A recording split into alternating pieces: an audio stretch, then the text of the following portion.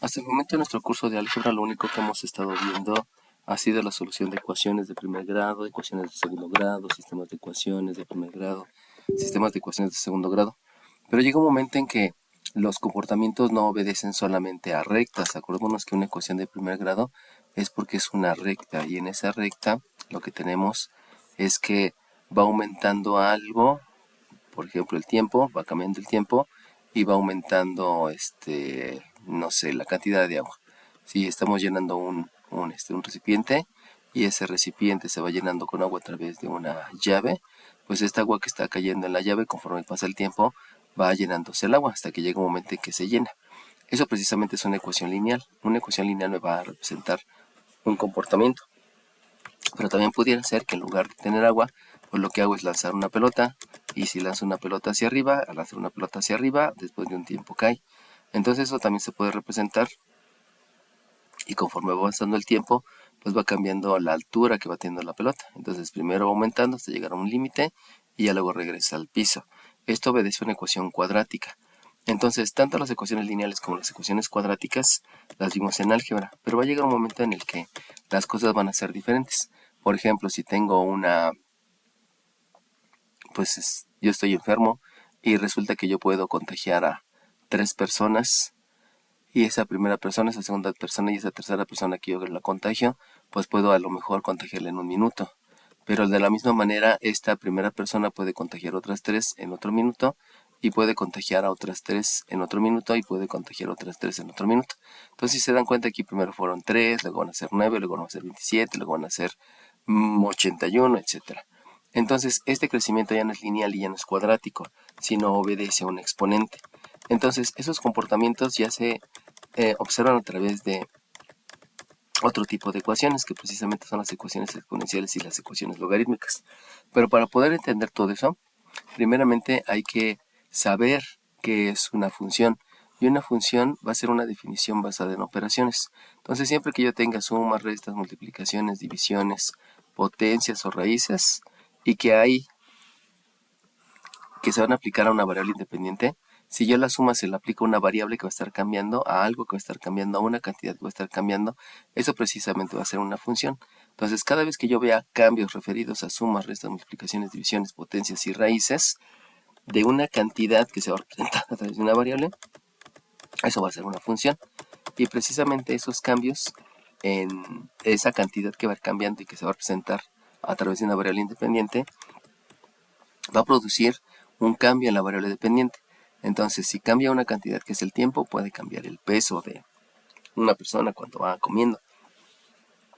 Si yo voy aumentando el número de piezas, por decir algo, voy a comprar tornillos, y por más tornillos que compre, pues obviamente el precio va a ir aumentando. Entonces, la cantidad que está cambiando primero precisamente es el número de tornillos, que eso va a estar representado por una variable independiente, y el precio que van a cobrar va a estar representado por una variable dependiente. Ese cambio que se produce debido a que primeramente cambia una variable y como consecuencia cambia el número asociado a esa otra variable, a eso se le va a llamar función. Las funciones se van a graficar y se van a interpretar. Entonces, como hace ratito lo mencionaba, ¿no? Si voy llenando un recipiente con agua, pues conforme va pasando el tiempo se va llenando, se va llenando, se va llenando, y cada vez va a haber mayor volumen, hasta un límite donde se derrame. Entonces, esta representación gráfica precisamente obedece a una función.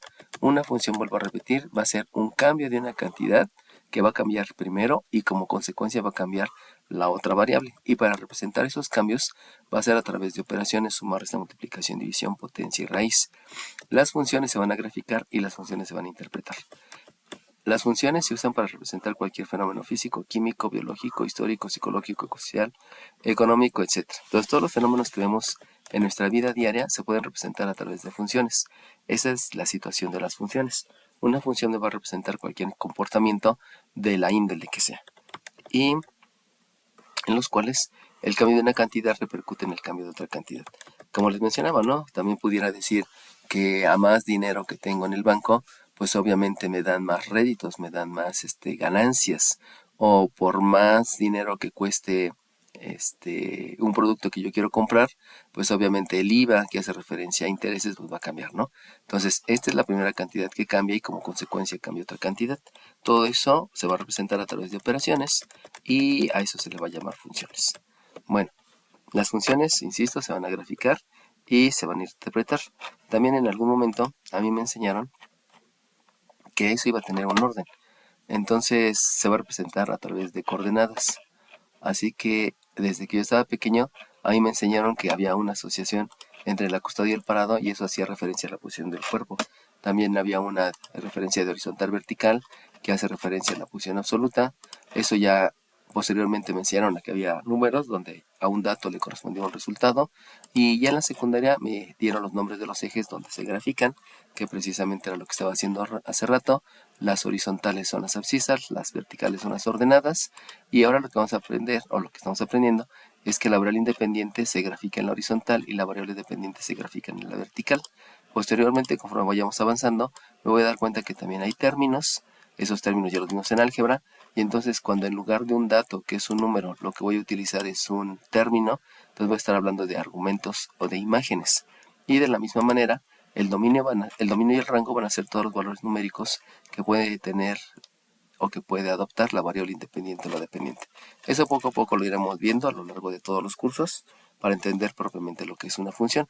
Ahorita la parte importante de todo esto de las funciones es que así como hay operaciones y operaciones inversas, acuérdense que una operación es una instrucción, pero la operación inversa es la que me regresa al número original.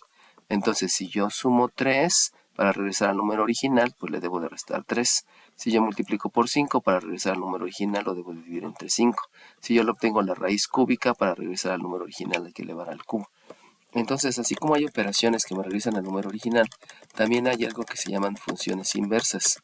Vuelvo a insistir, la función va a representar cambios de una cantidad y como consecuencia otra cantidad se afecta.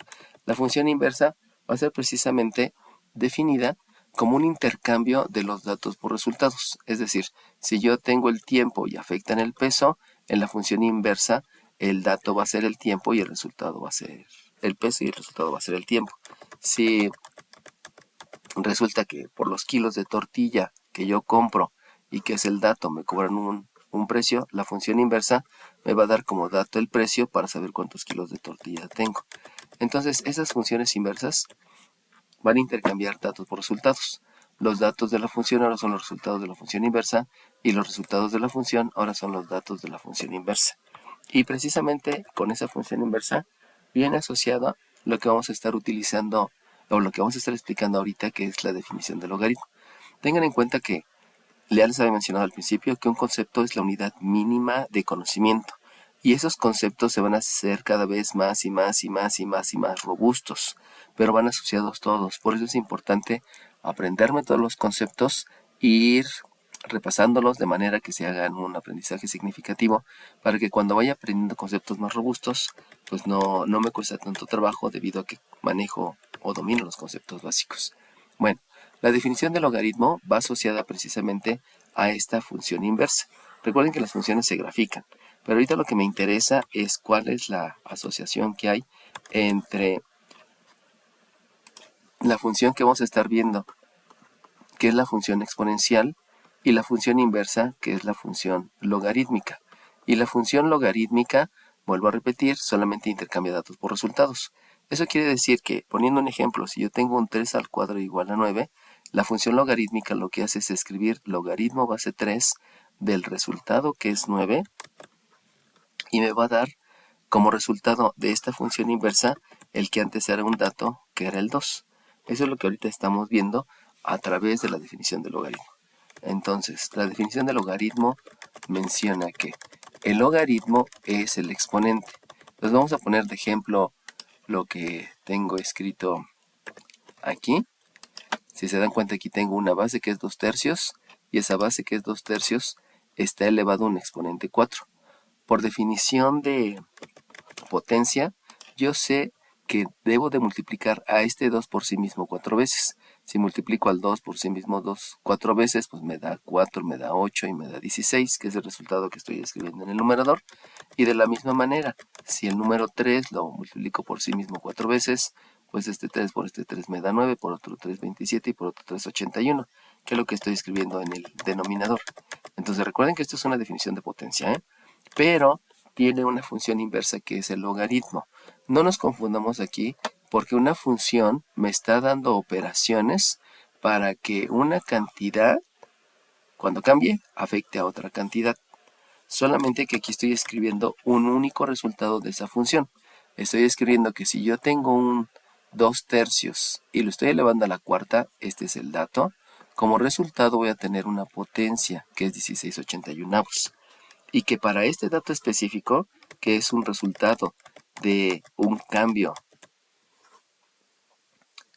para obtener un resultado, un cambio de una cantidad para obtener un resultado, entonces ahí aplico la definición del logaritmo. Bueno, entonces, definición del logaritmo es el logaritmo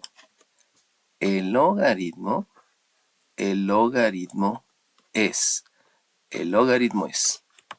el exponente. Por lo tanto, el logaritmo es este exponente, al cual se eleva la base. La base es 2/3, por lo tanto aquí la base es 2/3. Para obtener la potencia. Entonces, este exponente que implica el número de veces que se multiplica por sí misma esta base, me da por resultado esta potencia. Entonces, el logaritmo es el exponente al que se eleva esta base para obtener la potencia. Y entonces, el que antes era resultado, lo voy a escribir como dato. Solamente es un intercambio de posición. Este resultado ahora va a ser dato y este dato ahora va a ser resultado, tomando en cuenta que el 2/3 es una constante, porque esa no va a cambiar. Las bases van a permanecer iguales y lo único que va a cambiar de posición es la posición del resultado, que va a ser dato, y del dato, que ahora va a ser resultado. Vamos a escribir otro ejemplo. Otro ejemplo es si yo tengo una x elevado a la 5 y me da por resultado 7, yo puedo aplicar la definición del logaritmo. Y la definición del logaritmo menciona que el logaritmo es el exponente al que se eleva la base para obtener la potencia, que es 7. Entonces, lo único que estamos viendo ahorita es la manera de escribir aplicando la definición del logaritmo. Esa definición del logaritmo precisamente va a servir para posteriormente resolver ecuaciones donde la incógnita no sea propiamente la base, sino donde la incógnita sea en el exponente. Entonces, por ejemplo, yo puedo escribir un 3 a la x igual a 28, por ejemplo, y entonces aplicando la definición del logaritmo, el logaritmo es el exponente al cual se eleva la base para obtener como resultado la potencia. Y si se dan cuenta, aquí está calculado el valor de la incógnita. Precisamente para eso me sirve la definición del logaritmo, para poder resolver ecuaciones donde la incógnita esté en el exponente. Vamos a poner un ejemplo, el ejemplo precisamente de lo que les decía de una persona que contagia a 3 personas. Entonces, si se dan cuenta, ahí la base es 3, porque en cada momento cada persona va a contagiar nuevamente a 3 personas. Cada persona va a contagiar nuevamente a 3 personas. Cada persona va a contagiar nuevamente a 3 personas. Cada persona va a contagiar nuevamente a 3 personas. Entonces esto es en un periodo de tiempo, en otro periodo de tiempo, en otro periodo de tiempo. Precisamente eso es lo que me está simbolizando la X. ¿Cuántas veces tiene que repetirse ese periodo para que me dé el resultado del 28? Entonces esa es la aplicación cuando el comportamiento que estoy analizando no obedece a una suma, una resta, una multiplicación o división, sino obedece a cuántas veces se está repitiendo este 3. Sabemos que eso es por definición de potencia. Y la manera de calcularlo es a través de la definición de logaritmos. Entonces esa definición de logaritmos me va a servir para resolver lo que no tiene tanto que ver con las operaciones. Ya más bien es por definición saber qué es lo que está ocurriendo.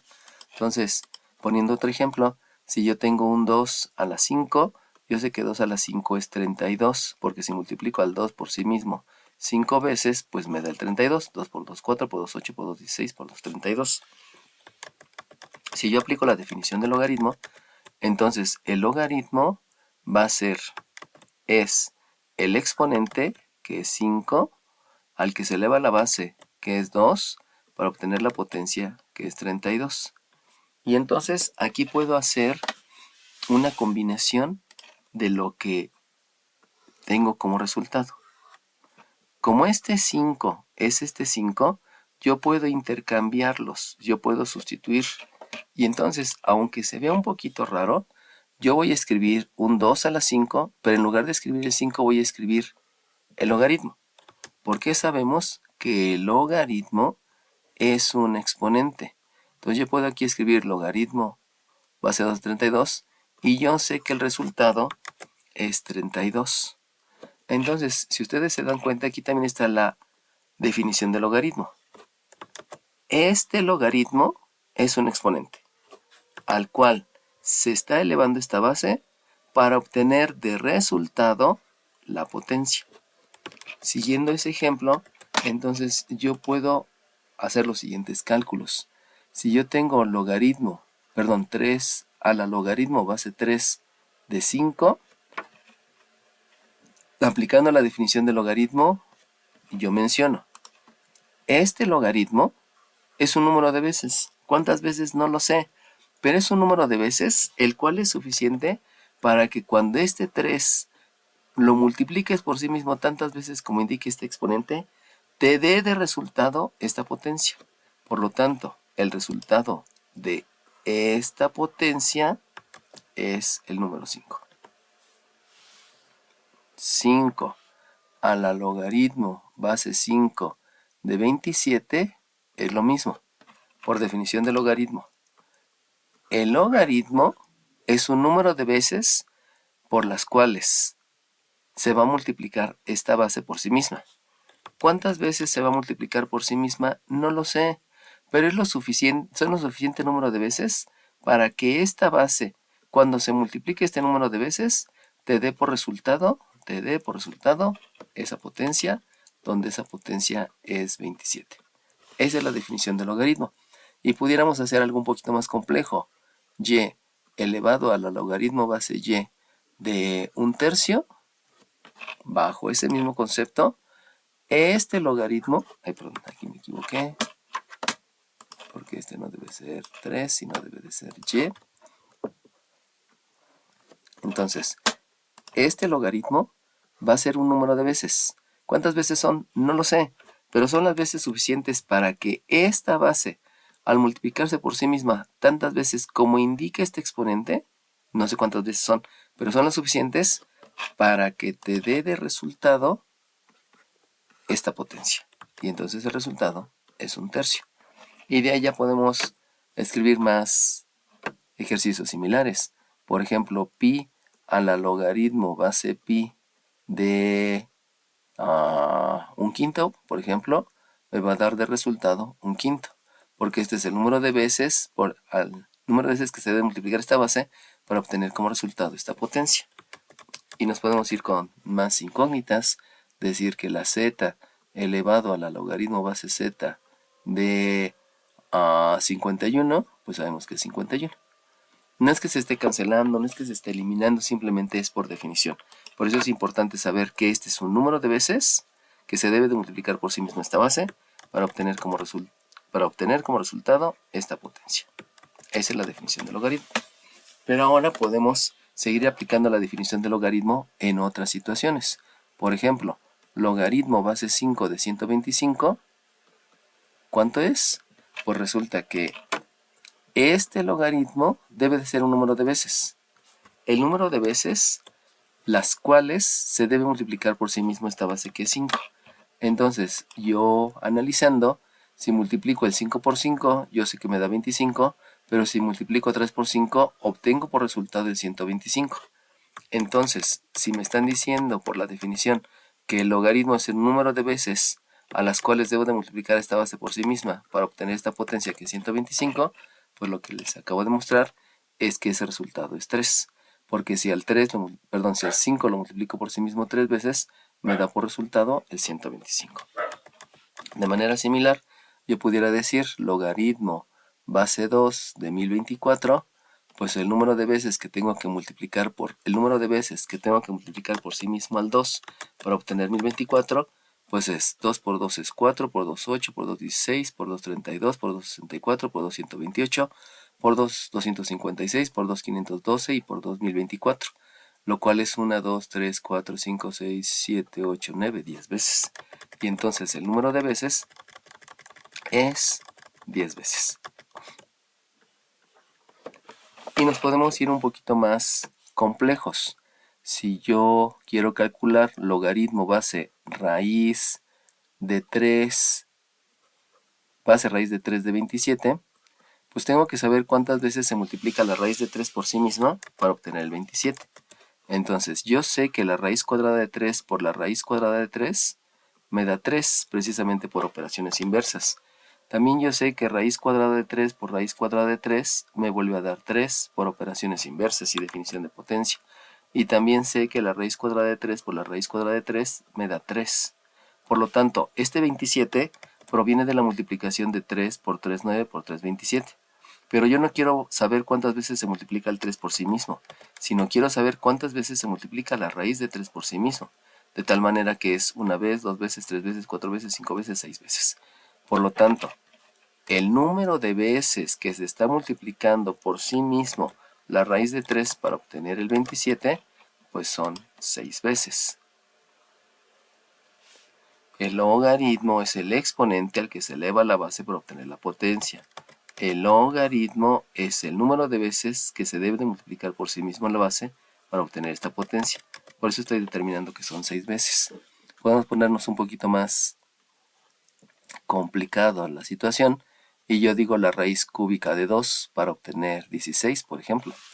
Y entonces ahí tendría que decir, bueno, raíz cúbica de 2 por otra raíz cúbica de 2 por otra raíz cúbica de 2, por leyes de los exponentes, pues yo sé que es raíz cúbica de 2 elevado al cubo, o por definición de potencia, como ustedes lo quieran.